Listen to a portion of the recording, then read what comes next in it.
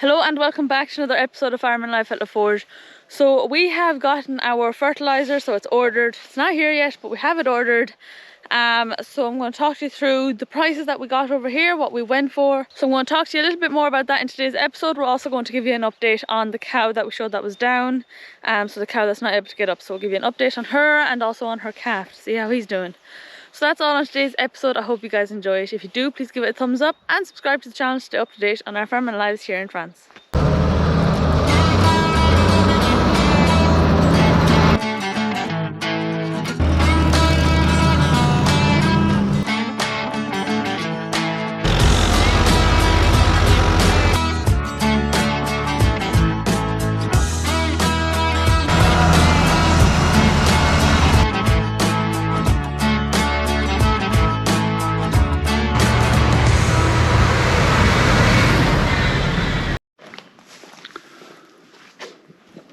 So there's my cow. Go back. So I'm going up here now to see the cow that was down.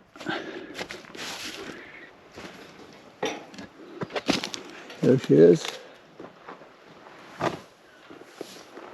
And she's little. She'll kill you.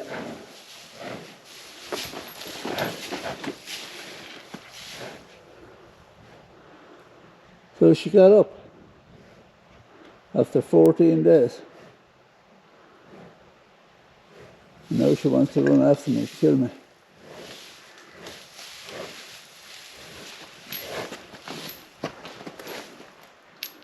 Come on, if you're coming. Well, shackles on her back legs. I don't know if you can see them there. Her eye is sore there from baiting off the ground. Here's the cow that did the splits. She's up and moving again. Her two back legs are still shackled. So now the problem is how to get the shackles off her. She's a bit mad. So, this is one of the reasons where we have against the Charolais cows. They have awful big, but she's not too bad now. This is day 4. They have awful big tits off their calving, and he's a small little calf, it's a heifer calf. And this is the 4th day now. Today is the first day he actually was able to manage sucking, so I can put them back together. She's a fairly quiet cow. She doesn't kick, but she's not a good cow to lock into the normal locking barriers. That's why I have her in the crush. Because and I'll put the calf, I'll show you where I put the calf for a few days till I get him sucking. But now that he's sucking okay, I can put him back together today.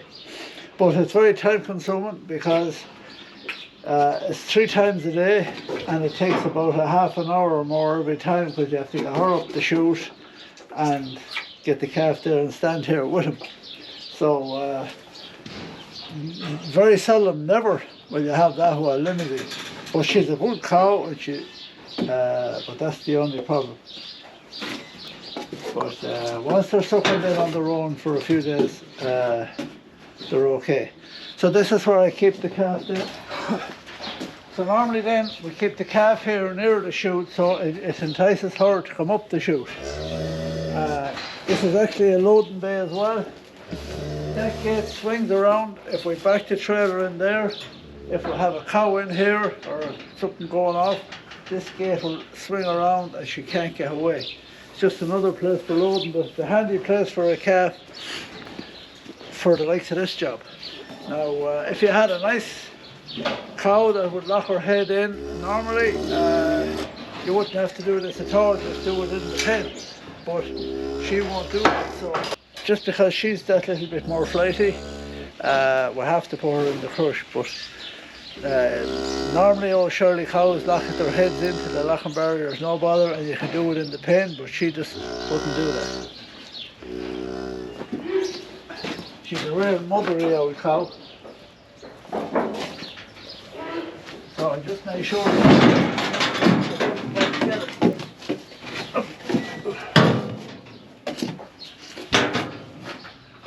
Now you can't interfere too much either, because we had to bottle him the first day, but you have to bottle him. Here's the bottle we use. You have to bottle him beside the cow, because they're actually delivering off. Forget about the cow. That was it. Now the cow that was down with the splits is up, and she's taken to the calf, but I don't know if she has milk. Emily is going to bottle him there now in a minute.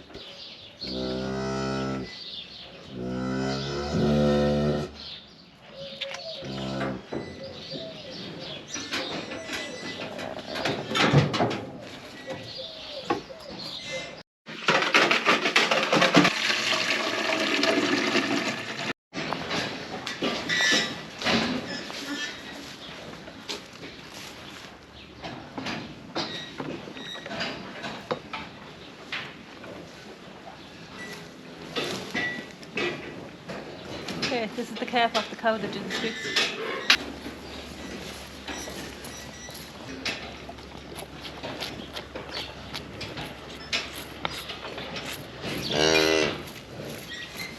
Right, it's just down trying to bottle feed the calf that's belonged to the cow that did the splits.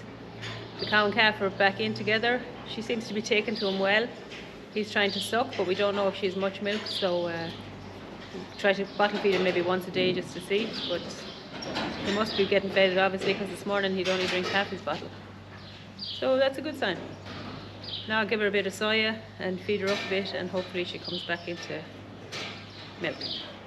So on this farm we mainly do wheat. Now we don't do barley simply, well, for two reasons we don't do barley. The first reason is because well, the time of year, it comes at a time where you'd be at hay and silage, so it's just too much. We don't want to be taking on too much, having as well harvesting barley. The second reason is because so beginning of summer, end of spring, whenever you'd be kind of starting to get ready to harvest it, is when we would get a lot of thunderstorms. So early summer here in France, well, at least we get a lot of thunderstorms, so then by the time the crop is ready to kind of harvest, all the heads are going to be knocked off, and it's a bit devastating to see the heads on the ground when you finally got a nice good crop. So that's why we don't do barley, we do mainly wheat. So this field that I'm in here, this is full of wheat. We've done a tester field that I'll show you now in a second. So as for fertilizer, so we've actually stopped putting fertilizer on grassland. So we used to put PK, but now we stopped putting fertilizer on all the grassland, so we just put it on the cereal crops. So we used to do 400 acres of tillage ground, but we have slowly, well, we've reduced that now in the past couple of years as well to about 150 acres, just because cereal is so weather dependent. You can plan it and have it all perfect in every way you want, and you get bad weather, you get a drought, you get too much rain, you get thunderstorms, you get anything, and it's just too weather dependent. So we do a lot more hay and silage and the whole crop. We have enough cereal for ourselves, it's just that we used to sell it. We used to sell a lot of straw and cereal, so we've cut back on that a bit. But so we're still doing 150 acres now today. So when we first came, the farmer also did triticale. Now a lot of farmers around here do triticale. We kind of stopped, well, we did it for the first couple of years that we were living here, and then we stopped. One big reason was because we got into goats, and triticale is very good feed, but it's a bit too rich for the goats, so you have to be kind of very wary of it. So you just had to be very wary giving it to the goats, and then the straw out of it wasn't that great quality straw. They didn't really want to eat it, so we just decided to stop the triticale and to sow more wheat. So we're doing a good bit of wheat there for the past couple of years. This year we are doing triticale. If you've seen last year, we didn't get a very good harvest because of the weather and a load of things that happened. We explained it all. But this year we're going to sow, we have sown one field of triticale again, just because it is a crop that stands on its own, and it's a survivor crop. It will survive, which is why so many people do plant it around. So we have one field of that, and then the rest is all in wheat. So this field here was sprayed. The triticale I believe wasn't. I believe the triticale is only sprayed soon, now in the springtime. And then the tester field that we have as well, I'll explain all to you about that. Now triticale and wheat actually harvest around the same time, so it's no difference in that way. You can actually plant the two of them together if you're not selling. We still sell a bit, so we've planted them separately, but you can plant the two of them together. They're different heights, but they can still be harvested at the same time, and harvest, yeah, the same cut will do both. So you can mix the two if you want, but when you're selling you can't mix them, obviously. So now as for fertilizer, so we got a few estimates. So here's what we got now. We've gone with something different this year than we normally do. So the first estimate we got was for azote, nitrogen, and that was 828 euros a ton. So the nitrogen is 800, what was it, like 828 euro I think was the price we got a ton. Then the PK was about 570 kilos a ton. Then the NPK was, I think it was 650 euros a ton. And this year we have gone with something different, something that is called TMS. So we've just heard about it. I don't know if it's new or not, but basically TMS is like a whole bunch of stuff. So there's calcium, potassium, and oh, I can't think of the word in English. Anhydric sulfuric is what it's called in French. I'll have to look it up and probably put it on the screen. So that's what we've gone with this year. It's a mixture of stuff. So we'll be putting that on it now, and hopefully, well, we'll see how it does this year. And so that was so that was 545 euro a ton. So we went with that one. It kind of has everything in it. So now we're doing the cereal and the maize. So I think what was recommended was about 180 kilos per hectare for the cereal and 200 kilos per hectare for the maize. So we've gone with that, and with that you don't need the PK, but you do need to get nitrogen at the same time. So that's what we've gone for this year here, and we're going to try it out and see how it goes. So hopefully that'll go well. So that's on this field. We have one field that we're not going to be doing in one field that we're not going to be putting fertilizer on, so it's a tester field. So we'll show you that one now. So this field here is a tester field that we're doing. So it's wheat as well, but it also has clover in it. So that's to give nitrogen back into the soil so that we don't have to put on any fertilizer. So it's not sprayed, and it's not getting fertilizer. So we were talking to a few people about how to go about this. Now the Chamber of Agriculture told us that it's best to direct drill it, and then we went to our local co-op. They told us that it was actually better to plough it and sow it. So this field is ploughed. We went with what the co-op said, and now we're actually kind of regretting thinking back that we should have maybe done half and half the field ploughed, half the field direct drill, just to see, as it is a test. But that's what we're doing in this field. So just we'll have to wait and see what the results is of this one compared to the other one.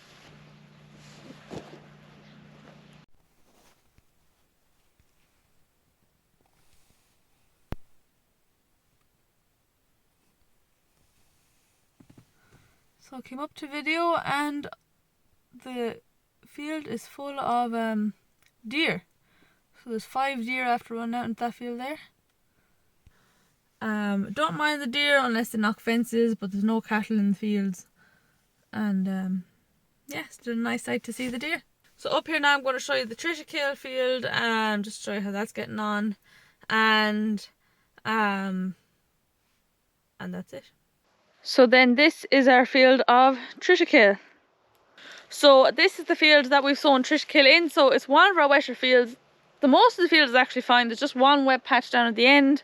So yeah, so we've sown triticale because, like I said, it's a survivor crop. So just because we don't know what way the weather's going to go, whether we're going to get a drought, whether we're going to get a load of rain this summer, we have no clue. So we've sowed that, and then the rest is all in wheat. So that's a bit of our cereal ground that I showed you.